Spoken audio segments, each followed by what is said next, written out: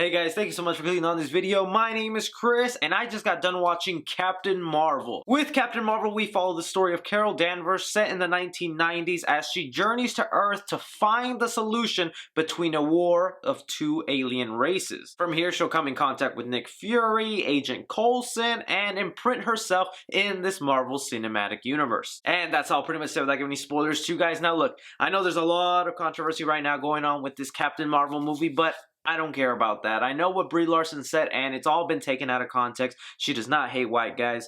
Because I love the woman, she could just never hate me. But if you feel the need to leave a dislike and a hateful comment, I understand. Just at least watch the video all the way, because that helps a brother out, man. But with that stuff aside, I was super excited for the character of Captain Marvel. She is said to be an important part and is sort of working as the Superman for the Marvel Cinematic Universe. And for a character that is all-powerful and labeled as the most powerful character in the MCU right now, you have to wonder, how do you handle a story with a character that's way overpowered and nothing can really destroy her? And Marvel's answer was, avoid that until the very end. And I think it worked out fine. Brie Larson, I love her as Captain Marvel. I think she has a lot of charisma, a lot of charm. Definitely want to see a lot more of her. I like what she brought to the table. I took her serious as a hero. And I also found her very funny in the more comedic parts of the movie. To me, what shines with her the most is the relationship she has with Nick Fury in this movie. I love how after several movies in, Samuel Jackson still has great roles to play in this movie. That he's no longer just a side character that does 5 or 10 minutes in a movie. To me, those were really the highlights of the movie when Carol and Nick Fury were in scenes together. When it comes down to the Skrulls, I freaking love them in the movie. I was very hesitant to have them join the MCU because to me, I also think they're very overpowered and can change the landscape very fast. But what they did with it, I thought was perfect. And I don't want to give anything away, but one thing I really liked about the Skrulls is how they gave them personalities. That these weren't just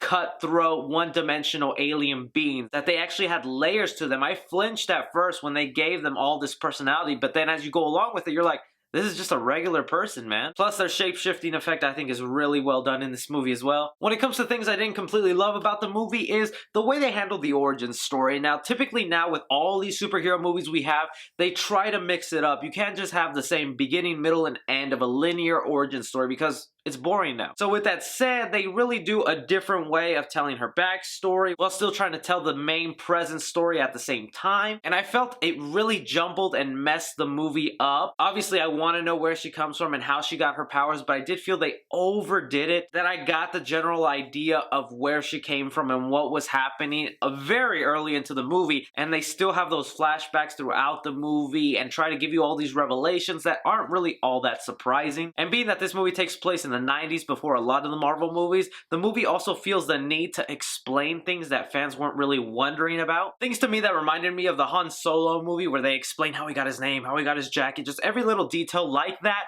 Things like that were explained in this movie, and I thought, you really didn't need to do that. And on the nitpicky side, because a lot of her powers are very plasma-based or energy-based, almost like she's a Super Saiyan, towards that final fight, it got very CGI and blurry where I didn't understand what I was looking at, where it was hard to focus on. Just seemed like a lot of lens flares thrown at your face, and things are just being destroyed. But when it came to the hand-to-hand combat in the movie that didn't deal with plasma and laser beams like that, it's pretty well done. And I know some people will be really upset and annoyed with the empowering feministic side of this movie, and I felt it was subtle enough and they did a good job where it wasn't too in your face of like, this is a female superhero and we rock. Now what they did I think was good enough, and anyone who wants a female superhero out there and wants that empowerment will feel happy with that in here. To me, this was a solid entry in the Marvel Cinematic Universe. I don't think this is a misstep. I think there's a lot of potential to grow here and see where this goes, especially with the way the movie ended. And there are 2 post-credit scenes. Will not spoil it. I will say the first one, pretty important. Last one, you can kind of skip and read about it online. Alright, so for Captain Marvel, I'm going to give action 3.5 stars. Like I said, the hand-to-hand combat stuff is good, but it gets a little blurry and out of focus when she goes full plasma towards the end. Or binary, as you would correct me. Comedy in the film, I'm going to give it 3 stars. This is a Marvel movie. You know they can be funny. You know they can keep you entertained, so let's move on. Drama in the film, I'm also going to give it 3 stars because even though it was kind of clunky the way they were trying to throw the origin story with the main story, it was still good enough that it kept me interested throughout the whole movie. Horror in the film, I'm going to give it 0 stars unless you're super frightened at the look of the Skrulls. You really don't have much to worry about. And suspense in the film, I'm going to give 2.5 stars. While there aren't a lot of surprising twists and turns,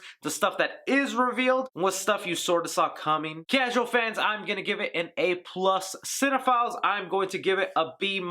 And critically, I'm going to give it a B+. For Captain Marvel, I suggest you add this to your collection at home. That's a keeper. But honestly, that's just my opinion on the film, guys. Let me know what you thought about Captain Marvel if you got around to seeing it. Really interested to hear what you guys think about this movie and where she could incorporate to the other future Marvel movies. Be sure to like and subscribe. Follow me on Twitter at 3C Film Review. As always, I'm Chris.